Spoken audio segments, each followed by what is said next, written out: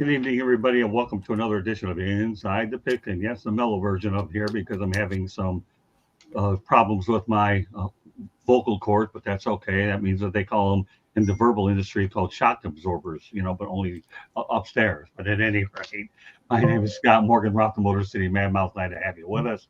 I'll introduce the crew in a moment. Let me go over the topics really quickly. We're going to talk about the University of Georgia graduation rate. Ooh, my goodness, as Dick Enberg would say. Florida State, getting cold water thrown on them, and they're making some noise for all the wrong reason with the wrong conference. And we're going to talk about FSU's recent loss. Cowboys CeeDee Lamb agreed to a contract, and doesn't mean that Prescott's going to stick around. And last but not least, one of the biggest steals of touchdown will be Malik Willis as well. So let me introduce the crew real quickly, and that we have Travis Holmes. Welcome to the big show, Travis. Hey, good afternoon, y'all. Let's talk some football. You got it. We'll do that, Coach Bono. Hey, Scott. Good to see everybody. Thanks for having me on this week. Oh, you're welcome. Always a pleasure to have you. And Bo. Good to see you guys. Always fun to be here. Always fun to have you. And last but not least, Mel Farmer, our running back.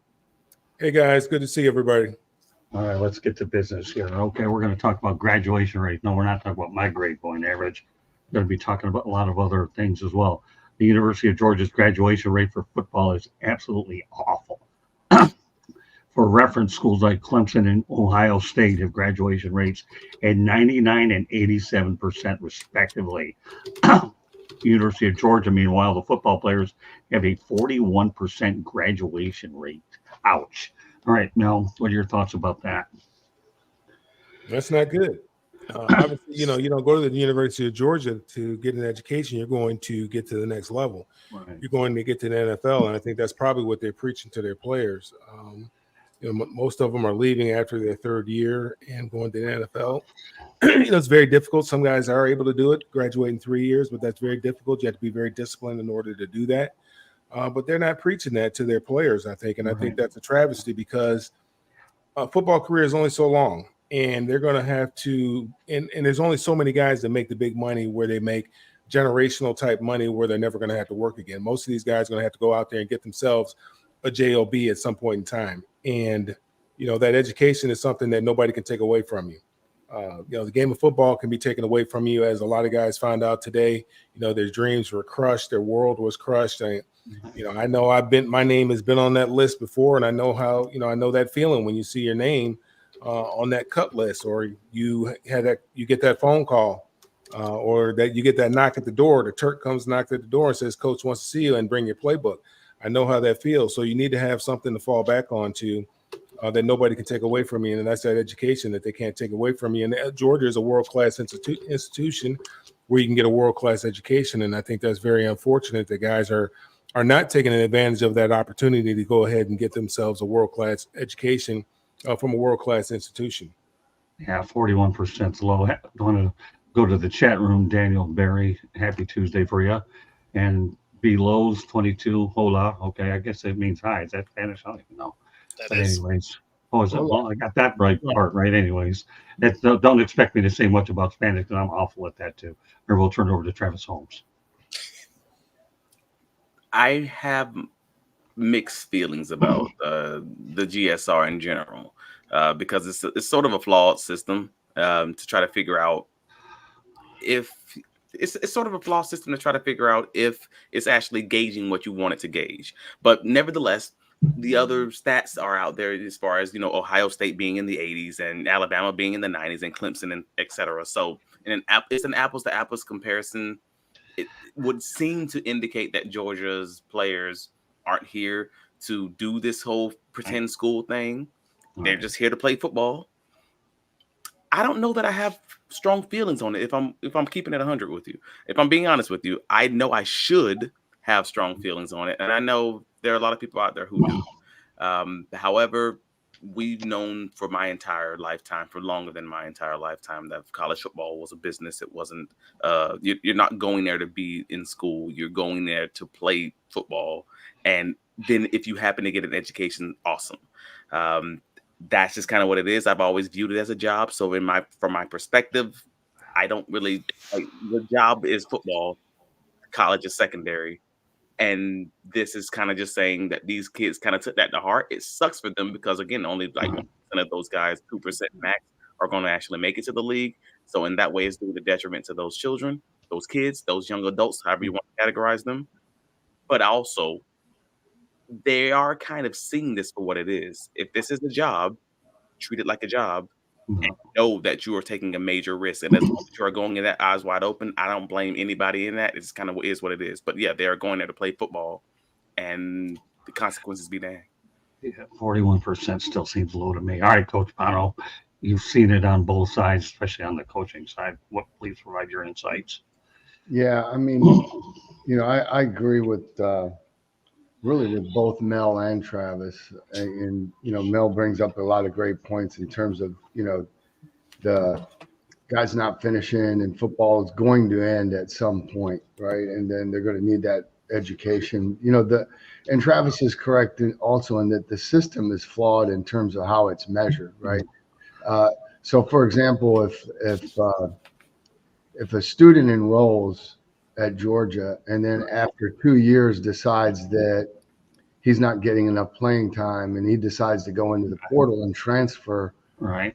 They never get that they're 1 point, they're a percentage point down right now, because it doesn't matter, doesn't matter if said student goes on to another institution and eventually graduates. Right. They're only measuring, the NCAA only measures students that come into your program, and then do they graduate within 6 years. So if someone leaves for the NFL, after 4 years and they haven't graduated, and they play in the league for 10 years and then they go back and finish their degree, that's still going to count as a zero, and the transfers and all that stuff.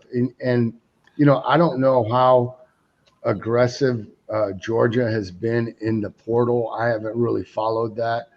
But I know like Clemson is not. I mean, Dabo has famously come out and said, they're not into that. They want to kind of do things the old school ways, recruit their student athletes, work with them, see them through the program. So, kudos to them. At the end of the day, look, the administrators, the people at Georgia, they don't care about that, right? I mean, all they want Kirby Smart to do is those kids not get in trouble and to keep winning football games. And there's a lot of places like that. And, some schools, it's part of your, it's part of your expectation or your review, your yearly review with the AD, the academic progress and graduation rate's going to come, going to be part of that conversations, and typically a lot of times I know, my contract that was written for me, there were financial incentives written in there for me. I benefited, the higher our graduation rate was, the higher our GPA was, I was a beneficiary of that because I had bonuses and clauses in my contract that were tied for that. So there's a lot of factors involved. I don't think it's necessarily fair to, just look at that one number. If recruits were exclusively looking at that, man, they wouldn't be able to sign anybody, but they're still lined up 100 deep to go play at Georgia. And why wouldn't they? Look what they've been able to do. So, at the end of the day, like you can only lead somebody so far. You can only preach to them so much. Right. And it falls back on the individual and how he was raised. What kind of importance did the family put on, right. Him, the value of him getting an education? I mean, right. You're getting these guys, you're getting these young men when, obviously they still have a lot of development to take place, but they're already 17, 18 years old. What's transpired in those first 17, 18 years is going to have a lot of influence on what they are in the next 5 to 6. Yeah, no question about it. Not only that, you got to factor name, image, likeness isn't helping matters any either. Sure. When you add that into the wrinkle. All right, so we'll turn it over to Bo. Go ahead, Bo. Yeah, I mean, I'm kind of with everybody here. Like a lot of it has to do with, the rate that people are transferring out if they're not getting enough playing time, guys that are declaring early for the NFL. And, a lot of kids will look at it like a Larry Fitzgerald situation where you leave early, you go, you play, and then, maybe he finishes his degree with University of Phoenix, right? Like those are those kinds of things, right? And that goes against that university, even though it has nothing to do with their curriculum, their teaching ability, anything like that. It just has to do with, they approach it differently. I don't see anything wrong with it. I mean, if your main goal is to get to the league and you have a path to get there, rock on. And then once it's done, I mean, you have to decide what it is you're going to do afterwards anyway. So there's nothing wrong with going back to school at that point. Okay, fair enough. Okay. Let's take this over to Florida State. Okay. Everybody's on point. Again, the only number that stands out to me, as I said it before, it just seems really low at 41%. I could understand if it was like 50, 60, 70%. We're talking 41%. Well, again, it goes to that sample size conversation, though. Right. It's Right. it's a much smaller sample size if you have guys that's transferring in, transferring out, because again, those are counting as against the university. So you may be talking about in one college 110 guys, and then you may be looking at Georgia, who was just cycling them in like old day Alabama, where you may be grading them based on 30 players. Yeah, that's why I said it's unfair. I seem to have a show where I could go back on something 9 million times. This week I don't have the voice to go out there and lose it over Herman Edwards, but 41% isn't worth screaming over. So we can have a lighthearted moment here on Inside the Pigskin at 41%. Okay, so there. All right, well, we're going to go to Florida State, which got cold water thrown on its face towards its plan to leave the Atlantic Coast Conference. According to College Sports Only, Brett McMurphy, he said that the Big Ten and the SEC are unlikely to add Florida State if it leaves the ACC and the ACC survives. Though the Big Ten and SEC don't want Florida State because adding Florida State would not make any financial sense at all. And FSU, it also says that FSU's only option would be the Big 12. Now here, get this. They're saying that FSU's been a very disruptive partner. Let me pair this into a point where there's a lawsuit going on with Florida State and Clemson because they're trying to get out earlier is what they are trying to do. Now, I'm only going to say this, okay? And I'm going to turn it over to the rest of you guys. If any of those, I don't think Florida State should ever leave the ACC because I don't think the Big 12 is a viable option. But here's the thing I'm going to predict going on record right now that if there's a Florida school that goes to the Big 10, it's the Miami Hurricanes. And I'll tell you why it's the Miami Hurricanes. Because the Big 10 wants South Florida's recruiting and their money is what they would. Why would you have Tallahassee into the mix when you could go after Miami? Think about it. The Big 10 has handsomely recruited Fort Lauderdale, Miami, West Palm Beach, and this whole area. And what do you have in Tallahassee? Nothing against the people at Florida State, but Tallahassee versus Miami, the Big 10 is going after them. They don't care. And Clemson, because of the fact that it is a powerhouse, Dabo Swinney runs a great program. And I like what you said, Coach. He doesn't believe in the portal. He just does it his own way. All he does is win. So I'm leaving that segment to the rest of you guys to hash it out. But I do believe that Miami is going to the Big 10. It's not a matter of if, it's a matter of when. Florida State, they don't have any legitimate option. So if I were them, I'd just stay put and keep quiet and do what you got to do. Mel, here at the top. Go for it. Yeah, I mean, I'm kind of a traditionalist. So, I mean, this kind of bothers me, this whole talk. Everything is always about money. There's nothing about tradition, it's nothing. Everything is turned away from, really amateur athletics or college athletics into basically, this is just a big business. And I didn't feel that way when I was playing in college football, that it was a business. I felt that it was an opportunity for me to go out there and continue on, meet a lot of great people, get coached up, and then have an opportunity to go to the NFL. Never worried about whether or not my coach was going to be there from one year to the next. Never had to worry about that. It's this college football now this landscape it just kind of bothers me. You just think about it. So what I think what the NCAA did, they made a big mistake, I believe. And I haven't really put the numbers to it, but I think when they allowed each conference to negotiate their own television contracts, I think that's where they have how you got yourself into this problem. If they were able to negotiate their television contracts as one, whether it be the Power 5 conferences or the NCAA or some other entity, sure, there's going to be some institutions that would probably still be upset, but I think you'd have a lot more parity in the sport. Think about it back, and Scott, you remember this, back in the day, the NFL, they had a contract for the NFC and the AFC, and the NFC package was considered a more valuable package than the AFC package. Well, eventually that went away, where now they just have one standard package, and then they're going to show some NFC games, some AFC games, and the money is divided evenly. And I think the NCAA missed the mark here, where at some point in time they allowed these conferences to get so big and so powerful that now they just can't control them anymore. And the Big Ten, it doesn't make any sense if they didn't see that there was any value in Cal and Stanford and bringing them over to the Big Ten.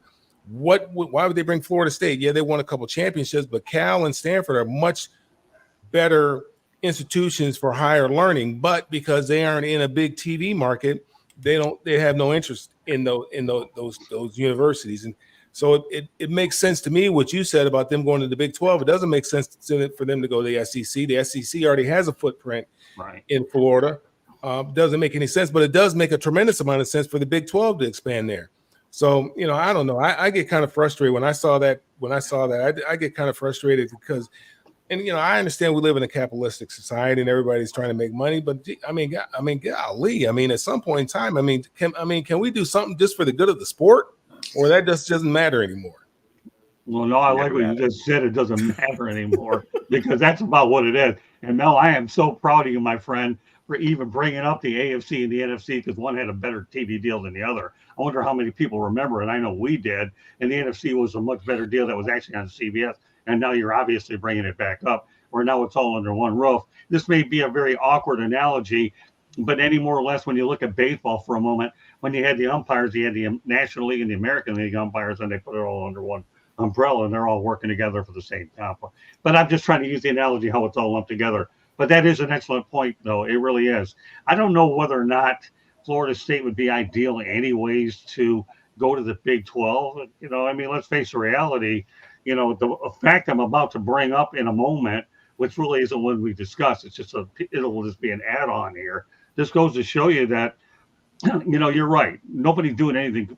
We're past where is anything good for the sport. In fact, all of us can remember when each team was only allowed to be on 9 times over given 3 years. I think it was 3 appearances a year, and now it got blown up. So with that said, Mel, good points about that TV contract with the AFC and the NFC, and nobody can figure out this mess if we even tried, and we don't have enough of a show, or let alone 5 to try to figure it out. With that said, I'll pass it over to Coach B. Man, when I got the topics today, I've been waiting to say this, and I know I'm going to say it more than once. Screw Florida State. Like, I don't like them. I have personal reasons. Okay. But to me, they just remind me of the whiny crybaby kid. It's like, they're crying about not getting into playoffs and then going just getting annihilated, right? Not beat, annihilated, embarrassed in their bowl game, and then still crying about it. It's just like, and to Mel's point, when is enough money is enough money? It's like what I just don't get it. It's like the Big 12 now has 18 teams. Or excuse me, the Big 10 has 18. The Big 12 has 16. The SEC got 16 teams. The ACC still has, by my count, 14 teams. Just stay put where you're at. The good thing about the ACC is they can win there. They should win there. Look, you've got Miami and Clemson, but then everybody else is kind of, middle of the road type of programs. They could win there and win big and get into, the playoffs. But I don't understand why they're, I just don't get it. Well, I'll give you something you can get. By the way, the score is 63-3 in favor of Georgia. So that should make you feel pretty good that your point was decided by 60 points. So go figure. They didn't have the quarterback. I mean, let's be fair. I mean, I know. I'm getting to that. Don't steal but I my- mean, they didn't. They by the time it was time to make the decision, they didn't have them anymore. no, that's true. Right. And it hurt the team. Sure. And they- Absolutely. so 63-3. We'll leave it at that. it's not biased. I think that decision would have been made irregardless. If it would have happened to one of the other teams that did make the playoffs, it would have been the same thing. It wasn't a biased decision. It was like, who are the best, who are the best teams that it's a hard decision for that committee to make. And when you lose a quarterback of that caliber that they lost, they just weren't good enough, and they showed it. Well, like you said, Coach, you have your reasons why you don't like Florida State. And I'll tell you what, I'll give you 60 reasons why. A lot of people might agree with you. 63-3. And I'll tell you what, folks, you need a three-digit number in the lottery. 63, 633. 63-3 is your three-digit number. If you win, I don't want to know about it. And if you do win, I'm probably going to hear about it anyway, so it doesn't matter. I'll turn it over. I'm going to hand it off to my spokesperson here, Travis Holmes. Did you get any of that? If you did, you're a genius anyway. So go ahead. I mean, I am a genius, but I still did not get any of that. No. Good. Stay on track. You're doing great, brother. All I know, I am not an FSU fan. I am not an FSU apologist. I don't like FSU because I was raised a Gator fan, but I am a UCF fan now. You see the jersey in the background. Shout out to D-Lo 77. Talking about UCF being a national champion in 2017. You doggone right. No, but FSU left was trying to leave the ACC because the Big Ten and the SEC teams were basically making tens of millions of dollars more per year per school than their university. And they're just saying that these other teams have a competitive advantage that makes it very difficult for recruiting purposes and everything else. I fully understand the argument. They're basically saying that their conference management mishandled their negotiations. I do get that. I fully understand that. It still stinks because there's nobody else who really would want them, and for all the same reasons that you guys kind of already previously mentioned. So they're kind of stuck in that way. But people are blaming FSU. People are blaming FSU for something that's not an FSU specific problem. They're blaming FSU for greed, when the greed was already there for long before FSU was trying to get out of their conference. Like, this thing started with coaches being greedy. Like, let's keep it honest. Let's keep this thing. Like, again, when I was in college football, I do remember it being a business. I played under Coach, Kruzik, who got fired, and then we brought in Coach George O'Leary, and it just basically the whole roster is just cleared out, and all of a sudden you're just bringing in new guys and just trying to, hey, we're bringing in this guy. You got 6 months to go to another school because your scholarship is 1 year renewable deals. Like, this is what it is. That's the business of college football. That's the ugly side of college football that nobody ever wants to talk about when they think these kids have 4-year scholarships. So do I? So at the end of all of this is like when you have coaches leaving every year, and then finally the kids say, I want some of this money, because they're obviously not treating this like this is a 4-year scholarship for me to go to school and build my livelihood. They're treating me like I am a contract employee. So where is my money? Show me the money. And that's what these kids did. And now the universities are kind of having to do the same thing because, well, these other universities are recruiting with more money and more resources. I can't argue against that, but this started with the coaches, and right. This then went to the players, and then it's just going to the whole system, because that's just capitalism gone wild. That is what it's become. It's basically when hedge funds get involved with athletics. This is what you get, and unfortunately, this is also what you get when you try to make a regional sport a national sport, because this was never meant to have these national championships like this. This whole thing was a regional sport, and now we want to act like we have national champions. That's why we had the whole BCS system and everything else. Like, all of this is a hodgepodge of mess. It's the United States. College football is the United States. and sometimes we're gonna have to go through a civil war to figure this thing out, and that's basically what we're looking at right now. Like they're bumbling trying to figure it out, and it's been a court system of lawsuits trying to mash it all together. That's what we got. It stinks for FSU. It stinks for everybody. It stinks for the fans because we want something better, and we might not get it until some mess happens. All right, let me tell you one thing. I'll tell you one reason why Miami isn't going to the SEC. The Florida Gators will make sure they don't get there. I have a feeling you may find that about that over the weekend, but I'm not going to let it out too quick. But, hey, Florida Gators aren't going to want Miami in the SEC. I mean, obviously when you had Texas and Oklahoma going over to the SEC is one thing. You had two blue bloods, but Florida don't want Miami in there. So what can I say? I'm just leaving it there. All right, Poe, you got last word on this topic. Yeah, I mean, really, it's just expanding on what Travis said, because it essentially is moving towards, because of the capitalism that's in it, it's moving towards the super conferences. Like we've already watched it. We've watched the failing of the Pac-12, and the ACC is doing similar things. It's why people want out, right? They want to go to conferences that are making more money. Right. And, the tradition of college football is gone. Like they've been actively trying to kill that for years, and it is well on its way out the door. Do they end up in the Big Ten? No. I think rounding out the 20 will probably be the last two teams of the Pac-12, because that's the only way they'll keep some of their traditional rivalries around. It's the only way I can even see them getting. If they didn't take Cal and Stanford, they certainly aren't going to take Oregon State and Washington State. They might for viewership reasons. What viewership?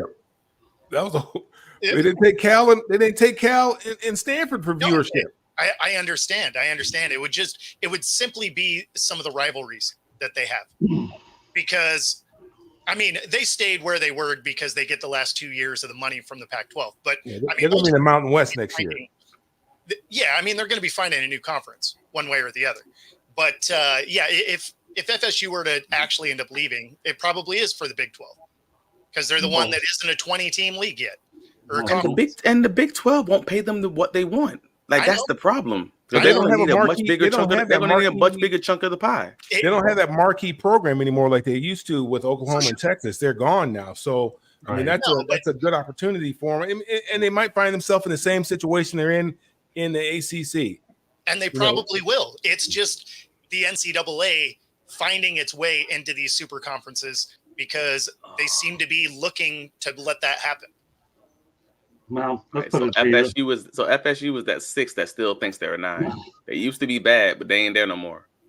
All right, well, let me add a little bit of icing on top of this cake, okay? This past weekend, FSU lost to Georgia Tech 24-21 in Dublin, Ireland. Mike Norvell is 2-9 without Jordan Travis as a starter, and 29-9 as a starter. And this isn't a topic. This is just a little bit of a fact here to prove that every one of you guys are right. That's all it is. Period. I mean, until Mike Norvell can find a quarterback that can win, other than the fact that his name isn't Jordan Travis, no relation to Travis Holmes. Okay, just kidding with you. And Greg Scott, which I had a supermarket named after me many years ago in Detroit, and Mel will know that because we used to have a Greg Scott. Remember that many years ago? I'm telling you, sure did. Yeah, so we got to make sure we have the Travis and the Scott connection. Whatever, who cares? But I'm not yelling no more. All right, but with that said, I'll just have Katie Epling come in here and give us a station break. But, I just want to throw that Florida State can't say nothing anymore now. They already got a loss before a lot of them even have to begin with. Yeah, I didn't see that. I don't know where I was at that day, but wasn't there. Yeah, good game between a supposed good team and a supposedly a below average one. 24-21. 24-21. I think the only thing I'll say this before I turn it over to Candy, I think the most intriguing game of the weekend, I don't even know what the score is, I don't even care, was Delaware State traveling all the way to Hawaii and missing the bus the day before, and only 12,000 people showed up on campus there. Can you imagine what the Delaware State Hornets had to pay to get out there? Let me add a little bit of a tidbit to this one. Few years back, when Delaware State took a non-conference game against the Michigan Wolverines, they got $500,000 to go to Ann Arbor. No, they didn't go to they didn't go to Hawaii, but they forfeited a conference game is what they did just to take the Michigan money. So to think that Delaware State was going to go to Hawaii and then miss the bus, oh my goodness! And I don't think Aloha Stadium's in use because they're building a new place. 12,000 people to go about. It almost seems like 12,000 miles. No, maybe not that long. But you want to talk about the weirdest thing in college football. Delaware State going to Hawaii in front of 12,000 people. Seriously? I had to get the word seriously in. Sorry, guys. That's how many fans showed up to that game? 12,000 people. Yeah, there's over. It's an on-campus makeshift situation is what you want to call it. I can't really describe it any other way. I have to tell you, though, one of my good friends is the athletic director. I'd love to get him on one day, Craig Angelos, who used to be at FAU, but he's not anymore. So how about that? The Delaware State, I don't even know what the score is. I'm sure Candy Eveling will take it up before long. But think about Delaware State in Hawaii. My goodness. All right, Candy, go ahead. Take it away. Station break. So you are listening to the South Florida Tribune YouTube channel. If you see the red subscribe button, hit it, like us, share us with all your friends, family, anybody that you think would like to enjoy this programming. Monday nights we talk on Fire Up Florida. We talk hockey. We also talk Monday nights on 108 Stitches baseball talk. Tuesday night is Inside the Pigskin. Wednesday nights is Sports Exchange. Thursday nights is Fire Up. You never know what we're going to be talking about on those 2 nights, so stay tuned for those. The South Florida Tribune published a book last November, Lessons from the Microphone, Tuning into the Enduring Wisdom of Visionary Leaders. It is written by your host, Scott Motor City Madmouth Morganroth, and George Eichhorn wrote the foreword. Talks about Scott's 40 plus years in the business and how the media has changed over those years. You can find it on Amazon, Barnes & Noble, Kindle, Google, and Apple Books. You can also find a link on our website, which is www.southfloridatribune.com, where you also can find a link to our merchandising store, where you can get yourself a South Florida Tribune hat, sweatshirt, tank top, shorts. Go to the store, figure out something to buy, and wear it proudly.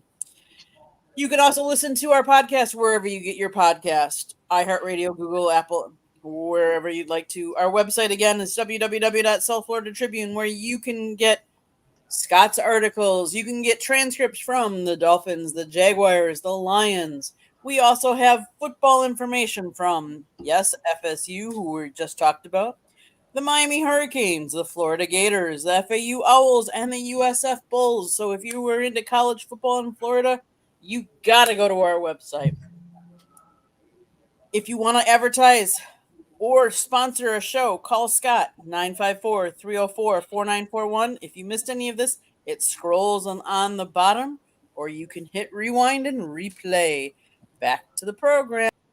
Thank you, Candy. Well done. All right, let's talk about the Tennessee Titans. They're trading quarterback Malik Willis, who, by the way, is 25 years of age, to the Packers for a 2025 7th-round pick to back up Jordan Love. Fresh start for Willis, who joined the Titans as a former day 2 pick, but hasn't been able to make an impact in the NFL. In 11 appearances, he has 3 starts since entering the league. The 2022 3rd-round pick has no touchdowns versus 3 interceptions. And those starts, obviously, were when Ryan Tannehill got hurt. So he completed 51% of his passes, but he has rushed for 123 yards and a touchdown. I'm going to start on this one again. First of all, I think this is going to be a steal for the Green Bay Packers. I really do.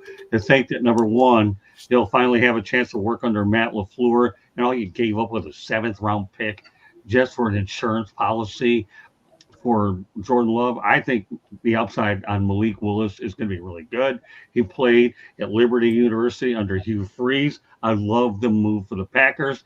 The Titans have a pretty good quarterback room, mind you, with Will Levis, and Mason Rudolph made the team, so they're not hurting either, but I like the move a lot more for the Green Bay Packers than most people might think. So with that said, Bo, what are your thoughts about this? I like the move. It's a super athletic guy. I mean, he wasn't going to do anything with the Titans anyway, so it gives him a new place to be. I could see them using him, kind of in some gadget plays as well. I mean, he's quite the athlete. Okay. Travis? I laughed when you told that lie. That they have a good quarterback room in Tennessee. I couldn't keep a straight face. I didn't Yeah, say I mean, great. Otherwise, you wouldn't be able to keep any straight. you said good, and words have meaning, sir.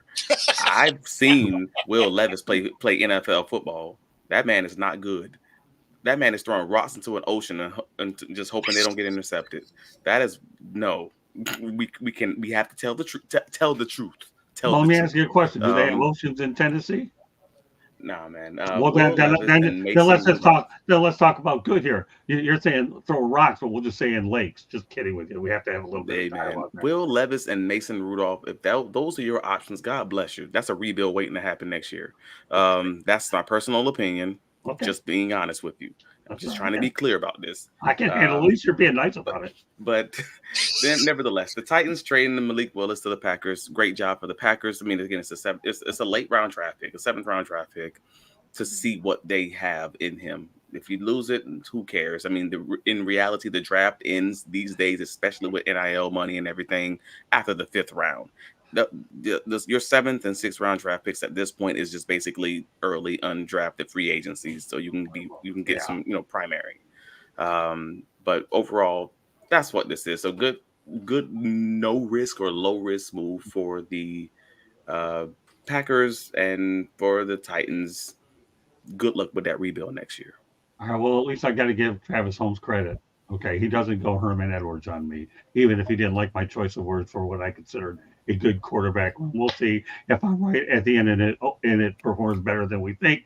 That's why we have plenty of shows but I'll give him his due. Okay, at least we agree on one thing, Travis, and the fact that it's a good move for the Packers because it's a low risk move. Whether we agree in the quarterback room, guess what? We have more episodes coming, so we'll see what happens. Good stuff. All right, Coach. Man, I don't have a lot to say about this one, but I'm going to go back to Georgia Tech beating Florida State. So screw Florida State. Georgia Tech ran the football up their butt. I don't care about the quarterback not being there. They got to get a defense that can stop the run, because Georgia Tech lined up, played Mel Farr Jr. style football, and just mashed the crap out of them and made them look silly. And so all that quarterback was there. They had DJU, right? Yeah, I mean, yeah. But look, Georgia Tech ran the football up their behinds. All right, and then just to point out your Delaware State comment, Todd, or excuse me, Scott. October 6th, 1990. I was part of the Maine Black Bears coaching for the Maine Black Bears. Right. We flew commercial all the way out to Honolulu to get blasted by the Hawaii Rainbows back then, 44-3. We only scored a field goal in that game. But I want to say that I don't know what the payday was. I think it wasn't like it is now, but we flew commercial. You know how hard it is to fly with the football team commercial? And we flew out of Bangor, Maine, flew from Bangor to Boston. I think it was Boston to Dallas, and then from Dallas to Honolulu. And then coming back, I don't even remember. But, everybody's got to load their own gear on the plane and all that stuff. It was a nightmare. Well, let me ask you a question. Did you have a game to play the next week? I can't remember. That's a long time ago. I think we probably had. No, but you remember the 40-3 loss. Yeah. You remember that. I don't remember. Matter of fact, I think we probably did play the following week. We played Saturday. We didn't get back on campus till Monday morning. I know that. I remember that. So yeah. Hey, by the way, Katie, I need you to do a little research on that Delaware State Hawaii game. I'm not leaving this show until I have that score continue on. Scott, I'm still trying to figure out how they scheduled a bus. You said they took a bus twice. Yeah, I think they ended up missing the bus or something. I don't know. It was a crazy bus story. It was delayed by about a day. They missed their flight. I don't know. Sounds like we all have some bad Hawaii stories. Is what I'm hearing. Well, there was a travel situation, I thought, regarding a bus, but either way, Delaware State Hornets going to Hawaii in a substandard stadium, a temporary facility. Seriously. Guess who the head coach was for the Maine Black Bears in 1990? No, you told me. It was Kirk Ferentz. Really? No kidding. Wow. Hmm. See, look, you never know what you learn for on Inside the Pig. We got a coach that's been through it all. I'm just showing my age. I'm showing my age. That's all. Well, don't worry. I've shown mine. Anytime you have a doctor that tells you you have a 50-year-old body, a 50-year-old man and a 90-year-old body, we'll see who's showing age. Yeah. All right, Candy, I need that score. Otherwise, it's going to bother me. The score was Hawaii 35, Delaware State 14. Well, at least they scored 14 points. Anyways. Nice. All right. Well, at least I don't have to worry about that one. All right. Continue on whatever topic you want, Coach. The Delaware State one or the Florida State ran it, doing the mashed potatoes at Georgia Tech. And I got news for you. Were they drinking green beer out in Dublin? I bet they were. Yeah, but that's probably why they didn't have Gus out there making their winning field goals. The old kicker, the mule. I'd like to bring on Gus every time we get a chance to come on here, and I'll continue to do it. But I'll say this much: the only Detroit reference I'll make tonight, Jake Bates did make the Detroit Lions. So there you go. We don't need Jeremy Ballrick to go out there and come up with that Detroit reference. I was good enough from that one on my own. Anything else? The guy pulled his hamstring, right? He's going to be out for the year. So I mean, what other choice did they have? You tell me. You I tell don't me. know. I don't know who else they had in camp. So I mean, I don't know. Well, we got a lot of crack statisticians. So, Coach, where are we? Are we on Georgia Tech? Are we on Delaware State? I'm done. I didn't know. I listen. Let me tell you something. One thing about Coach Bono. The topic was the Titans. I just didn't have a whole lot. Oh, he didn't care about that one. That's okay. I wanted to go back and make sure that I could say screw FSU one more time. And you know what? I like you said, Coach, mission accomplished. Okay, Mel, then you got the final word if you want it on Malik Willis. Yeah, I had the opportunity to watch him in high school. They played against my kids, my daughter's team.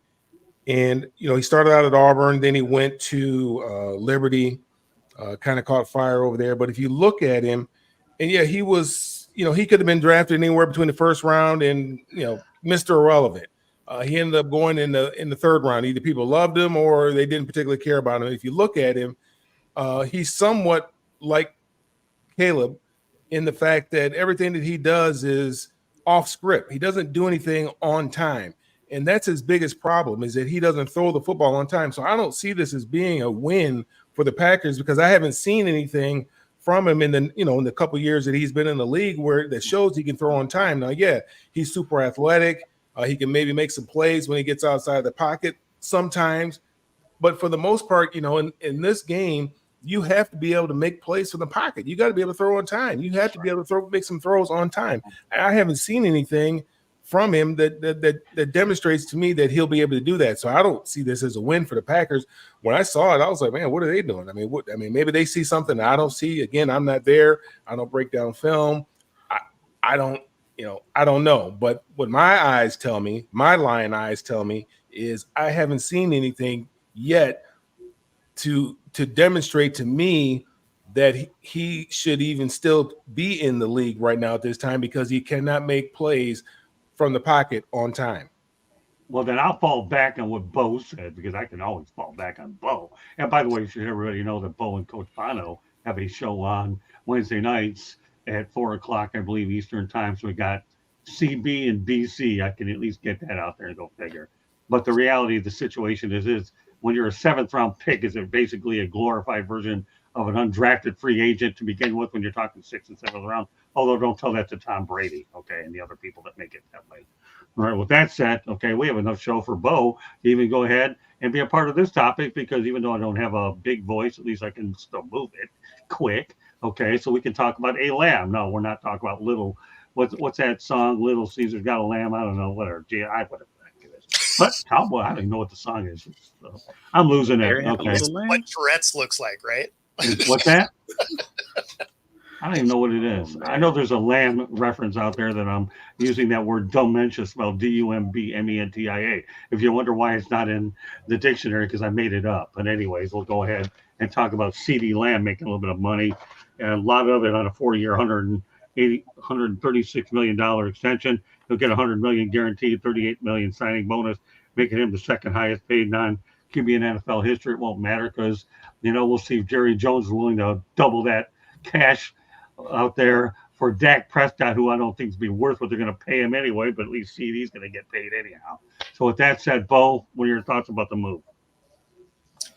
Yeah, I mean, he was going to get paid somewhere. So, I mean, I don't know. I don't know if this ends up making Dallas better, because if they say, obviously they got this deal done, it's got to be relatively backloaded, because Dak is a cap hit of, 65 million this year, and then I believe 40 something next year.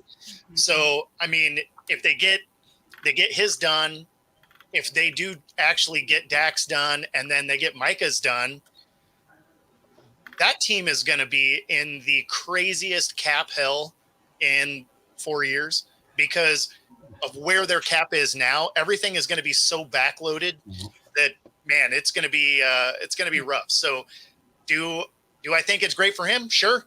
Do I think their team gets better for it? Definitely not. Well, your man Robert Wardell says still got to pay Dak and Parsons what's left. Yep. Exactly. Well, you can always, if it isn't good enough, you can always go to the United Football League, and maybe you can entice some guys from the Canadian Football League to come over, because that's probably what you get the pennies on the dollar after what they're going to have down in Dallas to begin with. So I don't know, but yeah, that's definitely one of those situations where the wide receivers got paid. What's left for Dak? And Micah Parsons, I think, is one of the best defensive players in the game. With that said, they'll turn it over to Mel. Yeah, man, I don't know. I don't understand. There's a couple of issues I have. Number one is, why would you allow him to hold out when you knew you were going to pay him anyway? So either you had a little deal in place, where you're wink, like, hey, we're going to go ahead and drag this out. You don't need to come to training camp. We know who you are. We know what you're about. We'll have the strength and conditioning coach go over there with you and put you through some drills, but so that Dallas Cowboys can be number one topic on all the sports radio and all sports talk shows. We're going to just hold out. And because it doesn't, one thing I know, and the coach probably knows this too, is when guys hold out, they don't tend to necessarily have a good season that year, the year that they hold out.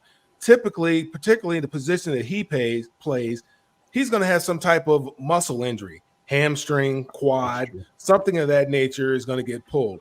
He's going to pull, and he's not going to have the type of standout season, because training camps mean something. Otherwise, we wouldn't have them. They wouldn't have them. They mean something. So missing training camp, why would you allow this guy to miss training camp if you knew you're going to sign him anyway? Sign the guy, pay him the money, make sure he's in training camp so that you can get your money's worth for him. Now, speaking of money, I don't understand why you pay a wide receiver whatever they paid him, $136 million. The guy, he touches the ball 8 times a game. Okay, he averaged, he had 1,700 yards last year. It's like 13 yards a touch. So what is it? I understand. So what is it? It's because chicks dig the long ball. Is that what it is now? So now it's Aaron Judge versus Pete Rose, right? So we don't like the guy who has the most hits. We like the guy who hits the ball the furthest. Okay, it's Aaron Judge versus Ichiro Suzuki, or whatever the guy's name was. We don't like the guys that just, Rod Carew, that just slap hit a base hit and get on base all the time. They don't want to see that. They want to see the guys that come up there like Aaron Judge, who's 6'8", 6'9", and just hits the cover off the ball. Is that what it is now? You're going to pay the guys all this money. We don't care about hitting for average. We just want to see the guys hit for power. So you don't want to see a guy like a John Riggins or something like that who's going to get you 4 or 5 tough yards. He's going to carry the ball 300 times a year, maybe 400 times a year, and he's going to earn that paycheck. This guy is going to sit there on the outside. He's going to touch the ball 8 times a game. That's it. And you're just hoping that he's going to be able to get on top of somebody and score a long touchdown. Is that what this is about? Or he's going to be able to make somebody miss? I don't understand it. I don't understand why we pay these guys all this money. They don't touch the ball that often. They're dependent. If they don't have somebody that can throw them the football, they're worthless. A running back, it's easy to get the ball to him, and he's going to be there. He's dependable. You're going to look for him not only to carry the ball, but you're always going to look for him to catch the ball in the passing game as well. So this guy's going to have 300-400 touches, but you want to pay a guy $30-some-odd million a year that's going to touch the ball 8 times, and he's dependent upon somebody getting the ball to him. It just doesn't make any sense to me. All right, you know what? We're going to have a new segment called the Rant of the Night. And right now, I want everybody to say hands up if Mel's going to get their vote. I know I've got mine up there. All hands, Coach Bono and I.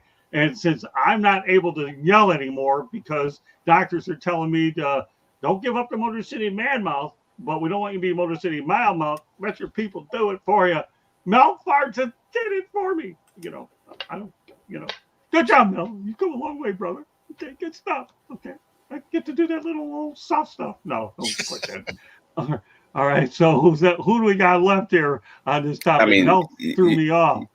I still have to go, but I also wanted to make sure I give Bo his opportunity to say his goodbyes before I'm mid speech.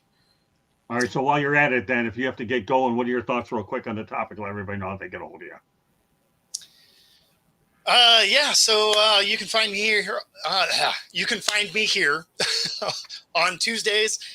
You can find me on my YouTube channel at Football-Talk, and of course, all the socials, Football Talk with Bo. Do got to jump out of here. Thanks for having me on, guys. Always fun. See y'all next week. Bo, it's a pleasure having you. We appreciate you big sir. time. And you know what? That's okay. Good job, Mel. I'm glad you ate up all that time to talk about that. Unbelievable. All right. So who's left on it? We know Mel already said his piece. I mean, that's just me. Okay. Well, I think just me. Oh, it's actually Coach Bo has. Coach Bo has. Sorry, we got time. My apologies. But then, at the contract's actually not that bad. And I say not that bad for it being a receiver, because the cost of a house is the cost of a house. This is what the cost of a receiver is these days, and it's only going to get more obscene and more crazy. And I fully understand your point, Mel, especially when you're talking about the devaluation of the running back position and the insane explosion of the wide receiver room, especially how infrequently they touch the ball. I hear you. I'm with you. But it is what it is. This is the cost of a house in California. I don't know what to tell you. It's just, this is what it is. So unfortunately, but looking at the actual contract, it's just a few-year extension because it was the extension of his rookie deal. When Bo was talking, I was looking at the contract breakdown. Okay. I mean, they have an out after 2027. It's not terrible. It was $100 million guaranteed. That's a very big number, but that's basically the first 3 years of the contract. And then they have an opportunity to get out of there. And we know that the Cowboys have been planning this thing to blow this thing up after this season. We've talked about that on a few podcasts, on a few shows already. Right. And it just feels like they're going to be blowing this thing up next year if it doesn't go right. So at least they'll have a building block. You will have a receiver, which a lot of the time is one of the harder things to find in this NFL. You have a veteran receiver who you will have for 3 to 4 years. And who's going to throw it on Trey Lance? Oh, that's a whole nother conversation. I mean, that's a whole segment of a show right there. Who's going to be the Cowboys quarterback next year?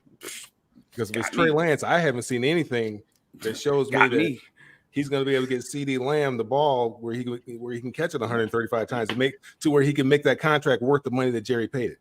Matter of fact, you know who's going to be the quarterback for the Dallas Cowboys next year? The other legend at the bank, Cooper Rush. And I know they'll pay him. Kirk Cousins. No. Well, you know what? Because Mike Zimmer's there. Well, resetting the market. Let's go. Well, Travis, if you're looking to turn a few heads, you just did it with that comment because we can't really debate the fact that Kirk Cousins is a legend at the bank. I mean, give me his agent, or give me Bobby Bonilla or somebody, because obviously Cousins got a good agent. I'm telling you. And any opportunity that man has to reset the market, he's gonna take it.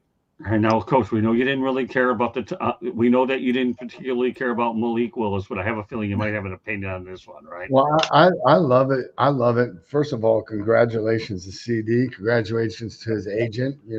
I'm all for guys getting paid, and I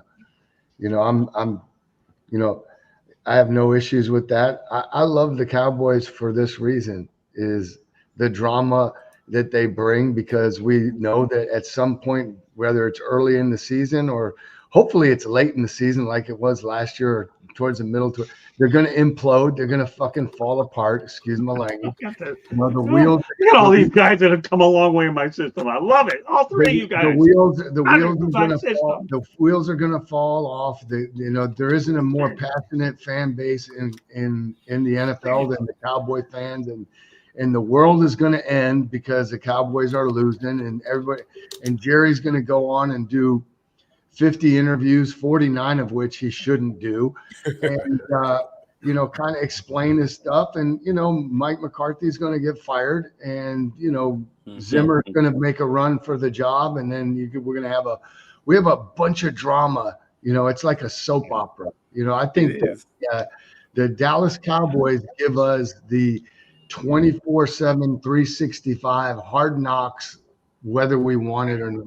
I mean, they could have their own channel. But you know what, Coach? Do me one small favor, would you? Yeah. One small favor. I had a chance to interview Jerry Jones when I was out at Sun Devil Stadium, and I asked him about the Lions Thanksgiving game when Kansas City wanted to take it. Jerry was really nice to me. I mean, I'm one of those. Jerry Jones is a great man. Great guy. But let me finish my point, because I can't go ahead and Herman Edwards this one. I have to be very conservative to make it to the end. Okay, but I'm gonna tell you, when I asked Jerry Jones about the Thanksgiving, Scott, there's no way Detroit. Let's see how I do the imitation thing here. Travis, you're my. You have to judge me on imitation only. Scott, Detroit will not lose that Thanksgiving game if I have anything to do with it. Period. And so, because they've always had it. They had it early. We got it. And guess what happened? They got the evening one. Detroit never lost the game. That's it. Okay. I won all those interviews. So you know what? I was happy about it. At Sun Devil Stadium long before they played at the new place, whatever they call it. But go ahead. But no, Coach, listen. So here, I have to say, today is August 27th, 2024. I've had Mel with a good rant. I've had Coach Bono, pick apart a topic he didn't really care about and decided to defer on the other good stuff. And now he's hammering Jerry Jones. And Travis is making sure that I make it through the end of the show to make sure he's watching every move that I make, that I haven't Herman Edwards did all night. And I won't, because if I do, my doctors are already going to tell me you're going to have vocal cord surgery anyway. So prolong the inevitable, because that's probably the worst it's going to be. And even then, I'm still going to keep doing this stuff with you guys anyways, no matter if I have to do it through AI or just plain old intelligence versus artificial intelligence. I don't know anything about this technical stuff, so don't come to me for it anyways. But anyway, if you get any of that, Travis, don't worry. It doesn't matter. It's all on tape. You can always rewatch it again, because we all know what our film was when he first started in this business to begin with. So, yeah, you're right. The Cowboys will blow it up anyways. They'll have a good receiver. The problem is they got Ezekiel Elliott, and they paid for him over at the dollar store because he couldn't get a job anywhere else anyway. So they got him at the dollar store. They let Amari Cooper out the door. We all know how that worked out. So CD, now I've had lamb for meat. Did they make lamb for hamburgers? Oh, so they got that hamburger, CD lamb. I'm just kidding, because I don't know a lot about food, but I know that I had a lamb burger one time out in Detroit. But now they got a lamb burger for a quarterback who we don't know is going to be the bun to put between the lamb. Forget it. That's a bad joke. But anyways, nobody understands it, so don't worry about it. Okay, Coach, it is what it is. But what's going to be left of the Cowboys? Guess what? Jimmy Johnson won't be able to swindle the Minnesota Vikings again to try to get them out of another one. Oh, of course, if they only win one game, it would only be 1-16, and until they get to the 18-game schedule when it's 1-17. Anybody ever in any of that? I ain't gonna lie, Scott. You lost me, man. You I know. That's exactly why I did it, so I could lose people. I'd like to go in a lot of different directions. You know what? Because you know what'll happen in football? A lot of quarterbacks, when they're on their heels, what they'll do is they'll be on their back foot, throw it all over the place. I like kidding around with all these off the wall stats, because I think that when you put all these off the wall stats and you put things in perspective when you do this kind of stuff, is we're just trying to make light of one thing. It's a game, is what it is, right? We all know that football is a game, right? Okay, some play it better than others. So no matter what we talk about, how bad it is, guess what? The owners are making money, and you know what? And they're making a lot of it. Why do you think the NFL is valued at $18 billion, right? $18 billion. Hockey's at $6 billion. Baseball and the NBA are at $9 billion. That's where I was going with all this. So when I was out there just kidding around with all these crazy stats, remember one thing, folks. If you take something out of this whole thing, the NFL has been around for a lot of years, and this league will swallow you up, as they have so many other guys that lost jobs. And that's all there is to it. And that's why I'm having as much fun with this crew, because this is a crew that I can tell you right now, and I'm not trying to take credit for it. Travis Holmes when I started out with this guy, and look where he's come. He's done an unbelievable job. Mel's been with me a lot longer when I was with the late Peter Ween, and I see that Mel has the rant of the day. And Coach Bono, who would have thought when you got involved with me, you'd have your own show with Bo, and you have a book coming up. Even if I can't talk, I'll still be able to write. You know, that thing called a pen does work. And I got these three guys here. So even if I'm not feeling good, I'm going to will myself to be with you three and Bo, no matter what comes out of my mouth, whether it makes any darn sense at all. The only thing I won't say that I don't like is the word Okay, but that's beside the point. That's just a little thing from me. Get on. I'm a chum. No kidding. Or if you like me, anyways. But anyways, that's what we've got for you tonight, folks. All over the place. We're talking about Delaware State, of all places. Coach, Maine Black Bears. Who would have thought we would get that on tonight? Good stuff. Good stuff. And by the way, you know where I'm headed this weekend with Candy Eblin? Gainesville. In Gainesville, Miami Hurricanes against the Florida Gators, who, by the way, like I say, they don't want Miami in the SEC. And I'm going to get my first crack at Cam Ward. And I will say one thing about this, what I really am looking forward to about this game, Mario Cristobal is in year number 3. First 2 years, he acclimated himself to the program. I think that this is the year the Miami Hurricanes finally get on the right track and start showing us what the University of Miami football is really all about. Coach, let me ask you this. You've been in college. You've coached at the head coaching level in college at least, right? When you say that by the 3rd year, okay, that a coach should be able to make a turn for the better, at least if you have 3 years to turn a program and put his stamp on the program? Yeah, because by that time, you know, you've established your culture. You know, hopefully you haven't had a whole lot of changes or haven't had to make a lot of changes staff-wise, which I know Mario has, but that's kind of a natural thing. But it's more like the culture of the program.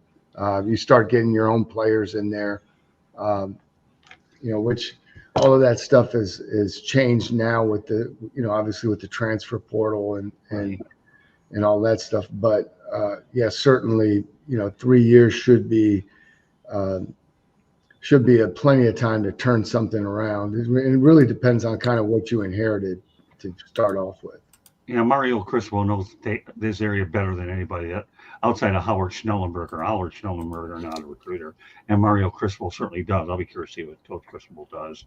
And again, we're looking forward to taking a trip. Candy's never been at the Swamp before. I was there once with Florida Atlantic, so it'll be a treat for her being able to take pictures on that field. She's going to find out that those 80, 90,000 people at the Swamp are pretty loud.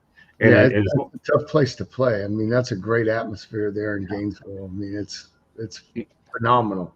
You know? Yeah. Well, I mean, I'll tell you, I have to make a confession. When I went over to Camp Randall, is that what they call it out in Wisconsin? And they did that jump around. I thought they had an earthquake in the stadium. I thought it was going to fall from the 9th floor of the press box all the way down to I didn't know anything about the jump around thing. I thought when they say, you say the earth moves under your feet, boy, it did over at Camp Randall. I didn't know what was going on. And then only to find out later on that night the elevator's broken. I had to not down 9 floors just to get down there. Do they still do the Budweiser song at Camp Randall? I don't know. I have to ask Candy that. I don't even know. That's yes. But they say instead of saying Budweiser, if you said Wisconsin, you said it all. Yeah. Yep. Yeah. Yep. All right. So let me ask you guys a question. You have any parting shots? No, I had my parting shot. Yeah. Well, you had your parting shot 10 times over. All right. So your parting shot, Mel, is I'll let everybody know how they can get a hold of you. Hey, you get and I loved your parting shot. It was classic. Well, thank you. You can get a hold of me on all the social media at Melfar Jr. You can follow what we have going on for the youth at Melfar Superstarfoundation.org and find out what we have going on down here in Georgia and also up in Michigan. All right. Go ahead, Coach. You can find me here on Tuesday nights and with Bo on Coach's Corner on Wednesdays. Social media limited to LinkedIn, but if you're on there, please hit me up. And thanks again for having me. My parting shot is screw Florida State. It's so tragic that they're eliminated from the playoffs in week 1 with a loss to Georgia Tech because Georgia Tech did 3 things. They ran the ball. Bye. Well, they got 12 teams now, so there's still hope. Keep hope alive. I love I really true. Have enjoyed your passion on this subject tonight, Coach B. Keep hope alive. They still get an A. You get an honestly, A. honestly I don't have anything against the institution or their players or the coaching staff. There's one person there that I just don't care for, and I'm not going to give him I'm not even going to bring him up because he's not worth it. Well, you don't have to. All I can tell you is your disdain for Florida State has definitely been very well heard tonight. And by the way, I'll say one thing about LinkedIn. I really love LinkedIn. I think it's great. I mean, you know what? I live, you know, when it comes to our industry, you really have to have it or you're in trouble because that's the way you're able to bring a lot of us together. I met Mel on LinkedIn. I met you on LinkedIn. And of course, Travis, I met him up in the press box. So LinkedIn's important. All right, Travis, go ahead. You can find me on all the socials. Travis D. Holmes. That over here. Yeah, there we go. You can find my writings covering the Jacksonville Jaguars at bigcatcountry.com. 3 articles up today. Another 53 thoughts about the Jaguars, 53-man roster. That's coming out tomorrow morning. We have the Duval Dive podcast. That's every Friday at 11 a.m. We actually just had a special episode right before this podcast. So definitely take a look at the Duval Dive YouTube channel, like and subscribe with Jamal St. Cyr of News for Jacks. We just talked about the Jaguars, roster cut down right before this. So definitely after you hang up with us, take a look at that, like and subscribe. And we appreciate you always for having me, Scott. There you go. My pleasure for all three. Yeah. All three of you guys are superstars, in my opinion. You know, with that said, Candy, take us home. South Florida Tribune Publishing Company published a book last November called Lessons from the Microphone, Tuning into the Enduring Wisdom of Visionary Leaders. It is written by your host, Scott Morganroth. It is available on Amazon, Barnes & Noble, Kindle, Apple, and Google Books. You can also find a link to it on www.southfloridatribune.com, which is our website, where you can find that link. You can find Scott's writings. You can see some of my pictures. There is also a link to our store for South Florida Tribune merchandise or Motor City Madmouth merchandise if you'd prefer. Go check it out. If you like to listen to podcasts, you can find us wherever you get your podcast. iHeartRadio, Google, Apple, Spotify, CastBox, Deezer, Geo7. We're there. If you see the red subscribe button on the bottom lower right-hand corner, please hit subscribe, like, share us with all your friends and family. Monday nights, we talk hockey, and then we talk baseball. Tuesday nights, we talk football. Wednesday nights on Sports Exchange, you never know what we're going to be talking about. And the same on Thursday nights on Fire Up. If you want to listen, let's see, I already said that part. I'm sorry. If you want to advertise or sponsor a show, call Scott, 954-304-4941. If you missed any of this, it's been scrolling along the bottom, or just hit rewind if you're listening to us. And last but not least, at Tribune South on Twitter or X, depending on which you prefer. Scott, back to you. I'm going to tell you something. Candy does an unbelievable job on Fire Up. So, Coach, if you ever are up a little bit late and you want to go on Fire Up with Jeremy B.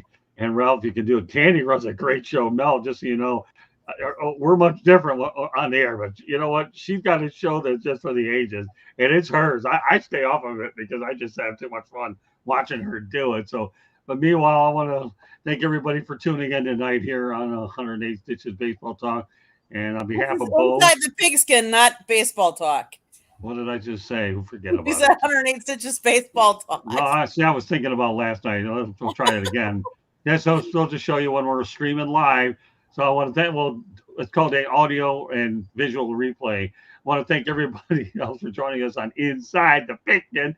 On behalf of Candy, Bo Kraut, Travis, Mel Farr, the man of the night with the rant, and Coach with a close second with his rant, even though he hates FSU. My name is Scott Morganroth, the Motor City Madmouth. Thank you for joining us once again on Inside the Pigskin.